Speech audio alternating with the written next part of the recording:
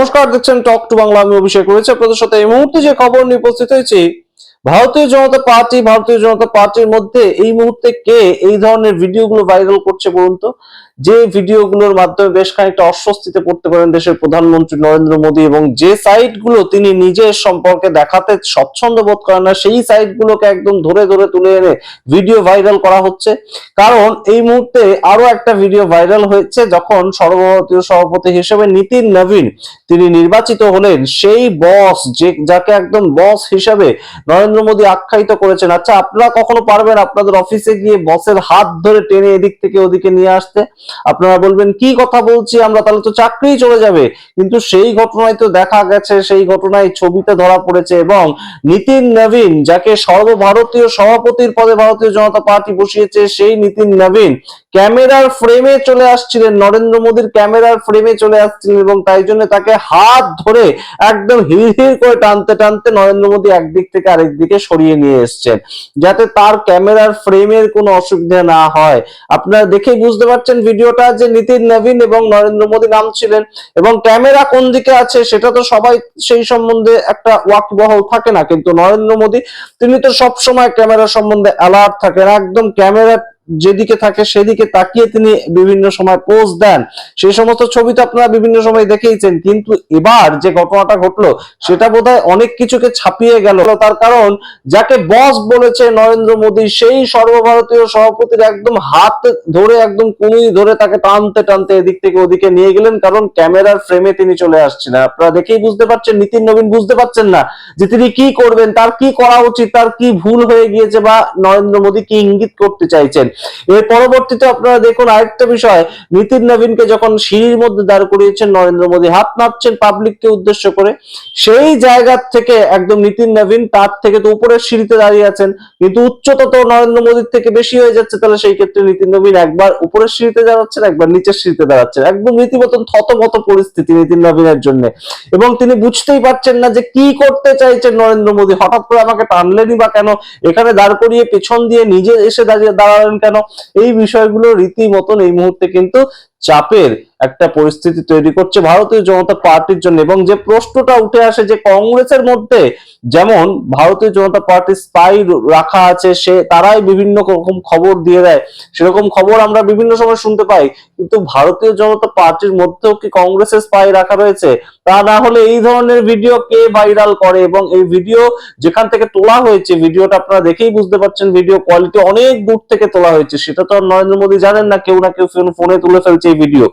তো সেই সূত্রে তিনি এই ঘটনা ঘটিয়েছেন। সবচেয়ে খারাপ লাগছে এই সামগ্রিক ফ্রেমটার মধ্যে দেখে জেপি নাড্ডাকে। জেপি নাড্ডা হচ্ছেন সেই ব্যক্তি যিনি ভারতীয় জনতা পার্টির ইতিহাসে, সামগ্রিক সর্বভারতীয় সভাপতির ইতিহাসে এতদিন বেশি এক্সটেনশন পেলেন। তার সর্বভারতীয় সভাপতির পদ থেকে সরে যাওয়ার কথা ছিল কবে? 2024 সালের লোকসভা নির্বাচন পর্যন্ত তার সময়সীমা ছিল, সেটা 2025 সাল শেষ হয়ে গেল। তার পরবর্তীতে 2026 সালের জানুয়ারি মাস পর্যন্ত তাকে এক্সটেনশন দেওয়া হলো। সেই সর্বভারতীয় সভাপতি এবং ভারতবর্ষের বর্তমানে স্বাস্থ্যমন্ত্রী সেই জেপি নাড্ডা পেছনে কিভাবে দাঁড়িয়ে আছে দেখুন আপনারা। জেপি নাড্ডা, যিনি বারংবার একদম ভারতীয় জনতা পার্টির গুজরাট লবির কথাগুলো আরএসএস এর বিরুদ্ধে একদম বলে বসেছেন, এবং সেই সময় সমস্ত যে কালিমা বিজেপি এবং আরএসএস এর যা দ্বন্দ্ব, সমস্তটা নিজের গায়ে নিয়েছে। তিনি একসময় হঠাৎ বলে বসলেন কি, সর্বভারতীয় সভাপতি হওয়ার পরেই, যে আরএসএস কে এই মুহূর্তে আর বিজেপির দরকার নেই, বিজেপি সম্পূর্ণ স্বতন্ত্রভাবে চলতে পারে, বিজেপি নিজের ব্যবস্থা নিজে করে নিতে পারে। কিন্তু তার পরবর্তীতে আমরা কি দেখলাম? জেপি নাড্ডার এই কথা তো শোনা হলো না, এবং নরেন্দ্র মোদী থেকে বিভিন্ন নেতা নেতৃত্বরা তারা বারংবার যাচ্ছেন নাগপুরে, এবং দেশের প্রথম প্রধানমন্ত্রী যিনি আরএসএস এর সদর কার্যালয়ে গেলেন জেপি নাড্ডার এই কথা বলার পরে। সুতরাং জেপি নাড্ডার পজিশনটা তখন কি ছিল এবং এখন কি রয়েছে? এখন আপনাদের আগের একটা ভিডিও আমরা দেখিয়েছিলাম, যেখানে জেপি নাড্ডার হাত থেকে উত্তরীয় পর্যন্ত নিতে অস্বীকার করছেন নরেন্দ্র মোদী। অর্থাৎ যে কার্যক্রমটা ছিল, সর্বভারতীয় সভাপতিকে আমন্ত্রণ জানানো হবে, তাকে নতুন পদে বসানো হবে, এবং আনুষ্ঠানিকভাবে মানুষের সঙ্গে পরিচয় করিয়ে দেওয়া হবে বিজেপির কার্যালয়ে, যে আজ থেকে তোমাদের সর্বভারতীয় সভাপতি। কিন্তু সেখানে প্রাক্তন সর্বভারতীয় সভাপতি জেপি নাড্ডার হাত থেকে উত্তরীয় নিতেই অস্বীকার করলেন দেশের প্রধানমন্ত্রী। সেটা তো একটা ভিডিওতে আমরা দেখতে পেয়েছিলাম। পরবর্তী গতকাল যে ঘটনাটা ঘটেছে, কি অসুবিধা হতো যদি জেপি নাড্ডাও হাত নাড়তেন, নিতিন নবীনও হাত নাড়তেন এবং নরেন্দ্র মোদীও হাত নাড়তেন। কিন্তু নরেন্দ্র মোদী নিতিন নবীনকেই সাইড করে দিলেন, নিতিন নবীনকে টেনে তার ফ্রেম থেকে সরিয়ে দিলেন। এই ঘটনা দেখে আমাদের একটু পুরোনো দিনের কথা মনে পড়ে যাচ্ছিল, সেটাও একটু শেয়ার করি আপনাদের সঙ্গে।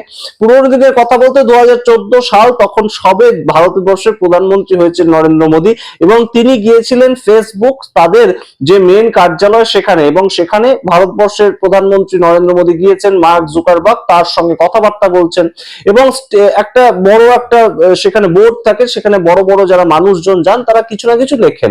তো নরেন্দ্র মোদীও সেখানে লিখছেন, নরেন্দ্র মোদী সেখানে অহিংসা নিয়ে বিভিন্ন কিছু লিখছেন, সত্যমেব জয়তে ইত্যাদি কথাবার্তা লিখছেন। কিন্তু নরেন্দ্র মোদী যে ক্যামেরা সম্বন্ধে কতটা অ্যালার্ট প্রথম থেকেই, সেইটা সম্বন্ধে তো মার্ক জুকারবার্গ জানতেন না। তো তিনি তার ফ্রেমের মধ্যে চলে আসেন এবং যে ভিডিওটা আপনাদেরকে দেখাচ্ছি সেখানে দেখুন, মার্ক জুকারবার্গকে পর্যন্ত হাত ধরে টেনে, হাতের কবজি ধরে টেনে একদম সরিয়ে দিয়েছেন নরেন্দ্র মোদী, যাতে ফ্রেমের মধ্যে তিনি না চলে আসেন, ফ্রেমের মধ্যমণি হয়ে যেন নরেন্দ্র মোদী থাকতে পারেন।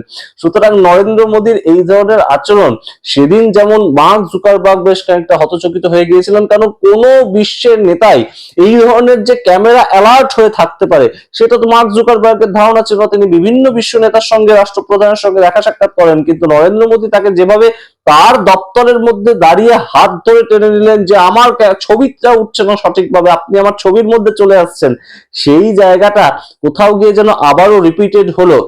নিতিন নবীনকে তিনি, অর্থাৎ তার নিজের বসকে তিনি যেভাবে সরিয়ে দিয়েছিলেন। এর আগেও আপনাদের আরেকটা ভিডিওতে দেখিয়েছিলাম যে যেদিন এই সামগ্রিক ঘটনাটা ঘটে, একদম মূল কার্যক্রমের দিন, সেদিন নরেন্দ্র মোদী কিভাবে টেলিপ্রম্পটার দেখে, দুদিকে দুটো টেলিপ্রম্পটার রাখা আছে এবং মাঝখানে ফ্রেমে আমাদের বিভিন্ন টিভি চ্যানেলে দেখানো হয়েছে নরেন্দ্র মোদী কি বলছেন। কিন্তু সেই টেলিপ্রম্পটারের ছবিটা তো লিক হয়ে গিয়েছে, কোনো না কোনো কার্যকর্তা, ভারতীয় জনতা পার্টির অভ্যন্তরে কোনো না কোনো কার্যকর্তা সেটা তো লিক করে দিয়েছেন এবং তিনি একদম ছবি তুলে সেটা পোস্ট করে সোশ্যাল মিডিয়ায় দেওয়ার পর থেকেই হই হই পড়ে গিয়েছে যে নরেন্দ্র মোদী ভারতীয় জনতা পার্টির নিজের কার্যক্রম সেখানেও বলতে পারেন না টেলিপ্রম্পটার না দেখে। অর্থাৎ এই মুহূর্তে বিভিন্ন সময়ে নরেন্দ্র মোদী যখন যেখানেই বক্তব্য রাখেন, সেটা কংগ্রেসকে একদম আক্রমণ করা হোক কিংবা বিভিন্ন তাদের ভারতীয় জনতা পার্টির প্রচার সভা হোক কিংবা জনসভা হোক, জনসংযোগ হোক, যেখানেই তিনি যান না কেন টেলিপ্রম্পটার দেখে বলেন এবং সেই টেলিপ্রম্পটার দেখে বাংলায় এসে বাংলা বলতে গিয়ে বিভিন্ন সময় কি ধরনের ঘটনা ঘটিয়েছেন আমরা দেখিয়েছি সেগুলো নিয়ে। কিন্তু নরেন্দ্র মোদী তার নিজের মানুষজন বলতে নিজের পার্টির লোকজন, তাদের সামনেও মন থেকে দু এক কথা বলতে পারছেন না, তার নিজের সহজ ভাবে তার সহজ ভঙ্গিমাটা তিনি রাখতে পারছেন না।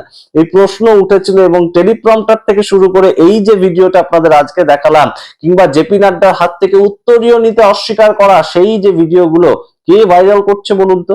এটা বোধহয় ভারতীয় জনতা পার্টির এখন একটু খোঁজা দরকার যে গুজরাট লবির বিরুদ্ধে দাঁড়িয়ে কে এই ধরনের ঘটনাগুলো ঘটাচ্ছে, যার ফলে নরেন্দ্র মোদীকে বেশ খানিকটা একদম মকারের শিকার হতে হচ্ছে, ব্যঙ্গের শিকার হতে হচ্ছে। এবং এটা তো কখনোই দেশের প্রধানমন্ত্রী তার যে ছবিটা প্রতিষ্ঠা করতে যান তার সঙ্গে যায় না। আপনারা কি মনে করেন? অবশ্যই কমেন্ট বক্সে কমেন্ট করুন। দেখতে থাকুন টক টু বাংলা।